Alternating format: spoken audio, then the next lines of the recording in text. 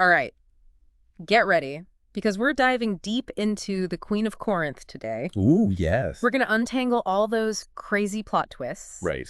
and really look at how the characters handle all that love, betrayal, revenge. Yeah. And get this, it's not your typical tragedy. Oh. It's actually a tragic comedy, which sounds a bit weird, but it totally works. It really is a fascinating blend. Mixing tragedy and comedy lets the playwright explore, like, the whole range of human experience. Yeah. Like life itself. We have joy, sorrow, laughter, tears, all mixed up together. Right. And the way the Queen of Corinth weaves these elements together, Right. it's just so captivating. Keeps you guessing what'll happen next. Absolutely. So, picture this. Ancient Greece, the cities of Corinth and Argos, Okay. they've just signed this fragile peace treaty. Right. And we have the Queen of Corinth trying to secure her kingdom's future. Of course. And then there's Leonidas, the general who orchestrated this treaty. Yeah. And then you've got Prince Theanor, the queen's own son, and his world is about to be turned upside down. Oh, how so? Well, the treaty depends on this marriage. Okay. Agenor, Prince of Argos, is going to marry Marion. She's a noble lady raised by the queen. Okay, I see. A strategic alliance. You'd think so, right? But here's the twist. Yeah. Theanor is head over heels in love with Marion. Oh, wow. That complicates things. Big time. Imagine your own mother crushing your dreams like that. Oof, yeah. Talk about a tough situation. Duty versus desire. It's something a lot of people can probably relate to in a way. Totally. We've all had to make those hard choices where our own happiness clashes with, well, what we feel we should do. Exactly. And Theanor's reaction to this betrayal, Right. well, it sets off a chain of events that shakes the whole kingdom. I bet. He has this friend Crates, who's always whispering in his ear, fueling that anger and resentment. Uh-oh. That never ends well. So tell me more about Crates. What's his story? Well, he's a complex character, Yeah. really driven by his own ambition. He's actually Euphenes' brother. Euphenes is someone we'll meet a bit later. Okay. But unlike his brother, who's very virtuous, Crates is just eaten up by envy. I see. He sees Theanor's heartbreak as a chance to get ahead, to climb the ladder, Wow. So he's using his friend's pain to his own advantage. Exactly. He's a master manipulator. Okay, so we've got Theanor, heartbroken and angry, being manipulated by this scheming Crates. What happens next? Okay, so picture this. Marione, all dressed up, on her way to the Temple of Vesta. It's supposed to be this hopeful moment looking forward to the future. Right. But that hope is shattered. Brutally. Oh, no. What happens? A group of masked men.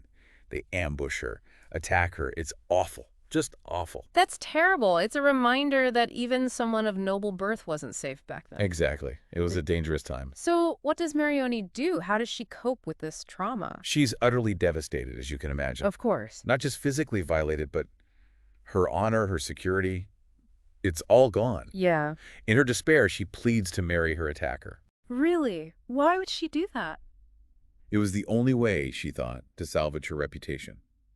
Back then, a woman's worth was tied to her purity, her untouched status. That's so sad. It's hard to imagine the pressure she must have felt. Absolutely.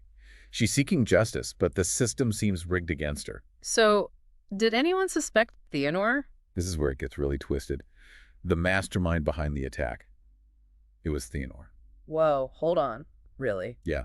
Consumed by jealousy, manipulated by Crates. He wanted Marione for himself, Yeah. even if it meant destroying her. That's a huge plot twist. And what about Crates? Is he just going to sit back and watch this unfold? Oh, Crates is always one step ahead. Yeah. He's counting on Theanor's rash actions. He's using this whole situation to advance his own agenda. This is getting intense. It feels like we've barely scratched the surface, and I'm already hooked. Oh, there's so much more to come. Before we get to all that, though, let's introduce another key player, Euphenes. He's Crates' brother, right? Right. And he's the complete opposite of Crates. Yeah. Virtuous, accomplished. He's just returned to Corinth after some successful travels. Yeah. He's the kind of guy who inspires trust, admiration. So a good guy. Yeah. But he's about to get caught up in a web of deceit and mistaken identity that could cost him everything. Oh, this is going to be good. And then there's Beliza, right? This wealthy noblewoman who falls for Euphenes. Yes. And their love story is about to collide with Marione's tragedy in a way that nobody could have predicted. I can't wait to hear what happens next. Oh, you're in for a wild ride. Beliza and Euphenes, their romance, it just takes off. Yeah. A real whirlwind courtship filled with genuine affection and respect, too. It's like this, I don't know, this breath of fresh air amidst all the darkness we've been talking about. Yeah, exactly. Their love feels so pure, not caught up in all the politics and scheming. Right. And it all leads to a marriage proposal.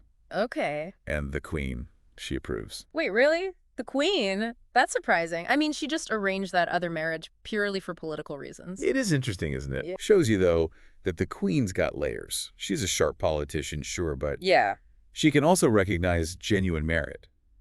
She sees Euphanes as a, rising star, a man of integrity, talented, too. So she's playing the long game. Yeah, you could say that. But where does Marioni fit into all of this?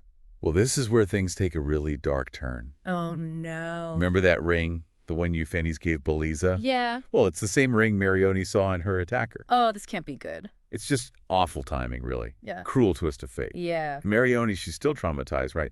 And she just wants justice. Yeah. She sees that ring and immediately thinks Euphanes is the one who attacked her. Oh, that's just heartbreaking. The one person who represents hope for her. Right. And now she thinks he's the one who hurt her. It really highlights how deeply this trauma has affected her. It plays into that whole theme of perception versus reality that runs through the play. Yeah. What we see, what we believe. It can be so easily twisted by our own experiences. So what happens? Does she confront Euphanes? She does. In this incredibly emotional scene, she publicly accuses Euphanes. It throws the whole court into chaos. I bet. Everyone must be questioning everything they thought they knew. Absolutely. It creates this ripple effect of doubt and suspicion. And poor Euphanes, he's completely blindsided. Yeah. But somehow, he keeps his cool. Really? I mean, that's a pretty serious accusation. It is. But it just shows his character. Yeah. He doesn't lash out, doesn't get defensive. Okay. Instead, he explains, calmly and rationally, why it's impossible. He appeals to logic, reason, justice. It's like he's standing against this tidal wave of suspicion, armed with nothing but the truth. Exactly. And you know what? Yeah. His logic wins out. Really? How? It comes out that he has an alibi. Oh, thank goodness. He was with Leonidas the night of the attack. His innocence is confirmed. What a relief, but this just brings up more questions. Right.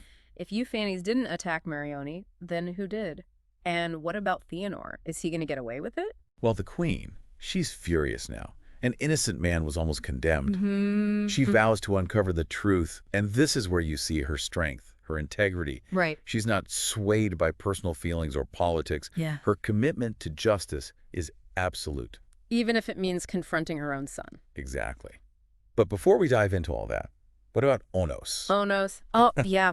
Where does he fit into all of this? He's like this burst of comedic energy right in the middle of all this serious drama. A middle-aged man who thinks he's still a young adventurer. It seems like such an odd combination, though. Intense drama, then suddenly this bumbling comedic character. What's the playwright doing there? It's clever, really. Yeah. Onos provides comic relief, lets the audience catch their breath before diving back into the main plot. Okay, yeah. But there's got to be more to it, right? There is. His subplot, it subtly raises questions about societal expectations. Oh, interesting. He's always trying to seem more worldly, more sophisticated than he is. Right. And his antics, they expose how absurd those pretenses are. So he makes us laugh, but he also makes us think. Exactly. Like, do we ever try to project an image that's not really us? What are the consequences of that? Yeah, that's a good point. So Onos, he's making us laugh and making us think, but does his path actually cross with the main plot? It does, in a way that's both funny and thought-provoking. This play is full of surprises. Shocking crime, mistaken identities, a love story caught in the middle, and now this comedic character who's more than meets the eye. I'm hooked. What happens next? Things escalate quickly. Agenor and Leonidas, Yeah. they're still reeling from Marioni's accusation. They want justice. Right. They decide to take drastic measures. What do? They take Theanor hostage. Whoa! They tell the queen, hand over Euphanes or face the consequences. Oh, wow, they're not messing around. So now the queen has this impossible choice. Right. Protect her son or uphold the law, defend an innocent man. It's a classic dilemma, and how she handles it really shows her strength, her commitment to justice. So what does she do? Does she give in? The queen. Never. She refuses to negotiate. Wow. She sees this as a direct attack on her authority. Yeah, I can see that. It's like they're challenging her rule, her power. This is heading for all-out war. What happens next? Just when things are about to explode, Euphenes steps in. Oh, what does he do? He has this daring plan. He believes the only way to resolve this is through dialogue, understanding. Okay. He convinces the queen to let him go to Agenor and Leonidas, unarmed, alone, to plead his case. That's incredibly risky. He's basically putting his life in their hands. It takes a lot of courage.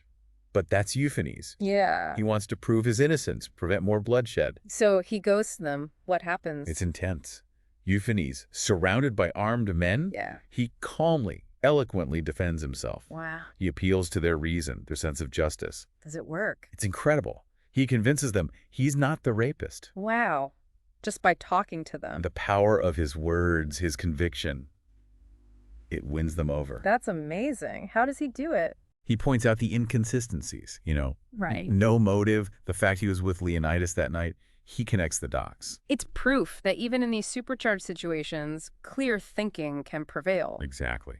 Reason, careful investigation, it's all so important. Absolutely. So Agenor and Leonidas, they must feel pretty foolish. Oh, they're filled with shame, remorse. Yeah. They realize they were manipulated, that they accused an innocent man. Do they apologize? More than that, they offer Euphenes their swords, Whoa, really? telling to take revenge. That's huge. They must really regret what they did. They do. But Euphenes, he refuses. He does. He's not about revenge, violence. Wow. He just wants peace. Exactly. Wants to heal the wounds that have divided them. It's a powerful moment, a lesson in forgiveness, reconciliation. Absolutely. Something we could all learn from, probably. So Euphenes returns to the queen, a hero. He does. But not before another twist. Oh, come on, another one. What now? Conan, he rushes back to tell the queen the good news. But she's already on her way to the tower. To rescue him. Yeah, leading her troops. Ready to fight. She was ready to go to war for him. That's incredible. It shows how much she believes in him, trusts him. Yeah. What happens when she arrives? She sees something even more incredible. What's that? Euphenes is there, surrounded by the men who are about to kill him. Ah. Agenor and Leonidas are kneeling at his feet, apologizing. That's such a powerful image, the power of truth, forgiveness. It can overcome anything. It really is a moment of release. Yeah. All that tension finally broken. I bet the queen is overjoyed. She is. She embraces Euphenes, praises him. It's a beautiful moment. So everything's worked out then. Truth revealed, justice served, love triumphs. You'd think so, wouldn't you? Uh-oh, there's that tone again. What is it this time? Remember that ring? The one that started this whole mess? The one Marione saw in her attacker. Yeah. Well, Euphenes has been doing some investigating. And he's starting to think the ring might belong to someone close to home. Close to home. Who? You can't leave me hanging like that. Come on, spill it. Who does Euphenes suspect? He thinks it might be Crates, his own brother. No way, Crates. I mean, yeah, he's been pulling strings this whole time, but to attack Marione, that's just evil. It does make you rethink everything you thought you knew about him, doesn't it? And the deeper Euphenes digs, the more he realizes just how dangerous Crates really is. So what does Crates do when he realizes Euphenes is onto him? He sees it as an opportunity, actually. A chance to take Euphenes down for good and, well, solidify his own position. It's like some twisted sibling rivalry taken to the extreme. He really is. So what's his next move? How does he plan to get Euphenes out of the picture? He cooks up this plan, another attack. But this time, the target is Belisa. Belisa. But why? He knows Thenor is vulnerable, desperate. He uses that, manipulates him into going along with it. It's chilling how easily Crates preys on Theonor's weaknesses. It makes you wonder, is Thenor really bad, or is he just a pawn in Crates' game? It's a good question. The play leaves that open to interpretation. I mean, Thenor's responsible for what he does, but Crates' influence is definitely there. It makes you think about accountability, How much are we responsible for our choices when someone else is pulling the strings? Yeah, that's a really interesting point. So how does this staged attack work? How's he going to frame Euphenes? Okay, so he gets Marione to disguise herself as Belisa. Wait, what? Why would she do that? She's still hurting, desperate for justice, and Crates knows how to use that. Plus, he's counting on Thenor. He knows Theonor's blinded by lust, driven by despair. He'll fall right into the trap. It's like Crates is playing chess and everyone else is just a pawn. Yeah, he's good at that. Manipulating, calculating, ruthless, really. But Euphenes, he's no fool. So he sees it coming. He does. He anticipates Krates' moves and warns Agenor and Leonidas. He's one step ahead. It's good versus evil, playing out right before our eyes. Exactly. It's a turning point in the play. Euphanes knows the queen will come looking for him. So he leads her to the exact spot where Krates' plan is set to unfold. Wow, he's taking a big risk. He's betting everything on the truth coming out. He is. It's a dangerous game, but he knows it's the only way to expose Krates and clear his own name. So the queen walks in on this staged attack. What happens? Imagine the scene.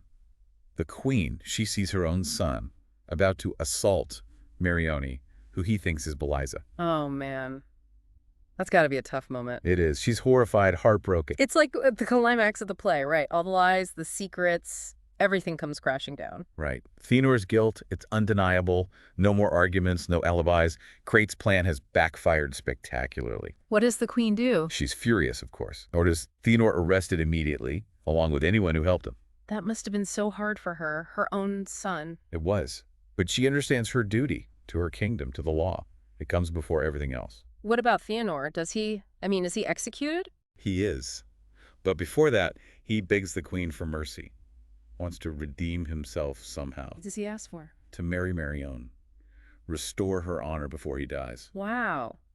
It's like a spark of humanity in all this tragedy. It is. What's the queen say? She agrees. It's an act of compassion, a recognition that even after all this, there can be redemption. That's a powerful message. Hope, forgiveness, even in the darkest moments. So the play ends with Theonor's execution and Marion's honor restored. What about Krates, though? Does he face justice? That's interesting. The play doesn't really say. We know he's arrested, but his punishment, we don't know. Maybe he suffers the same fate as Theonor, or maybe he lives with the weight of what he's done, haunted by his choices. It makes you think about justice, doesn't it? Is it about punishment, or is it something more? Yeah, that's a question we all have to grapple with. The play doesn't give us easy answers. Yeah. It wants us to think about morality, those gray areas where right and wrong aren't so clear-cut. This whole deep dive has been amazing. We've gone from political intrigue to shocking crimes, a love story, some laughs, and then this really thought-provoking exploration of justice and mercy. It's a story that sticks with you, makes you think. It challenges us to look at our own beliefs, our choices, and the potential for both good and bad that we all have inside us. So as we wrap up our deep dive into the Queen of Corinth, what's the takeaway for our listeners? I think it reminds us to be careful about judging others. Appearances can be deceiving. We should always try to see the whole picture, understand different perspectives, and look for the truth, even when it's hidden. It also shows how powerful forgiveness and redemption can be, even when terrible things have happened. It suggests that even those who've made huge mistakes can find their way back if they're willing to face the consequences and ask for forgiveness. And maybe most importantly, it reminds us that we all have the potential for both good and evil within us. It's our choices, the paths we choose, that really determine who we become. It's like our own lives, right? We've all got our own dramas, comedies, everything in between. We meet villains and heroes, experience betrayal and kindness, and try to figure out this world where truth and justice aren't always so easy to find. And just like the characters in this play, we all have the power to choose our own path. We can be guided by love, compassion, a commitment to what's right, or we can give in to the darker impulses. Power, greed, revenge. The choice is ours. Thanks for joining us on this journey into the Queen of Corinth. We hope you enjoyed it as much as we did. We hope it sparks some thoughts, some reflections. Keep exploring these themes, see how they connect to your own life, and think about the choices you make each day.